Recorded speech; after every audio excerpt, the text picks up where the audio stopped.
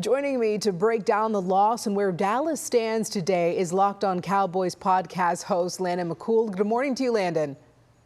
Good morning. It's been better mornings for sure, but I'm certainly glad to be here. I know. First up, that botched special teams play, it's got everyone talking. Yeah, I mean, this is just one of those unfortunate plays. And if you're a Cowboys fan who's been around long enough, you've unfortunately seen two other versions of these. I remember there was a Nahshon Wright situation, I think, on a blocked field goal a couple years ago. And then obviously, famously, the Leon Lett situation on Thanksgiving, was it 30 years ago? So this is now becoming eerily familiar and not a very comfortable way. It just seemingly an unfortunate situation where you lose a couple of your star special teamers, and then eventually, you're going to have subs in there who just don't know what they're doing, and it feels like, despite Bones on the sideline yelling, "Don't touch the ball! Don't touch the ball!" Not everyone got the message. Oh, the other big loss for the team, linebacker DeMarvion Overshown got down with that leg injury. What are you hearing at this point?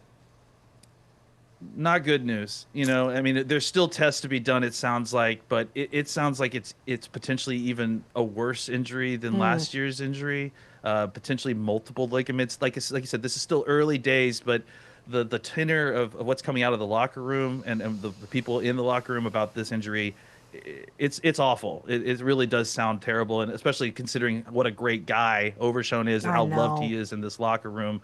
It truly is heartbreaking. Oh. After the game, Micah Parsons really seemed defeated, calling it unfair. What do you see for his future as he faces some contract talks? I think he's committed to playing with the Cowboys, and when he was talking about unfair, he was talking about losing what he referred to as his little brother, DeMarvion Overshown. And I think I really honestly have been impressed with Micah Parsons and the way he's stepped up in the leadership role ever since he's come back from that injury. He's galvanized this defense to start playing better and almost kind of single-handedly drugged them out of a losing streak. So I'm hoping, I have very strong confidence the Cowboys are going to re-sign him next year.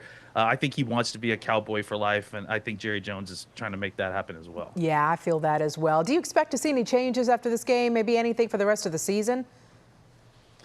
I got to say, despite the kind of upsetting way that the game ended, I thought I was kind of impressed with the way that the team played. They played a pretty clean game. There wasn't a ton of penalties.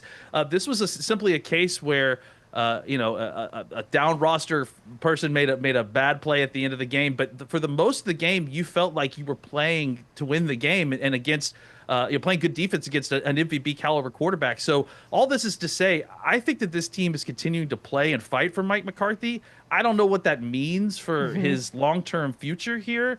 But I know that there's been a lot of talk about, maybe this was the final nail in Mike McCarthy's coffin. I think if you listen to the people in the organization, they're sure not making it sound that way. You're right. Landon, you're the expert here. Before we go, are you able to tell us anything? I know there's maybe one bright spot for the team, a big announcement involving Dak today. Can you say anything? Yeah, there was finally some bright news and what would seem like a very dark dawn. It was announced this morning that Dak is having his second child, which is exciting. Sounds like they're due in May.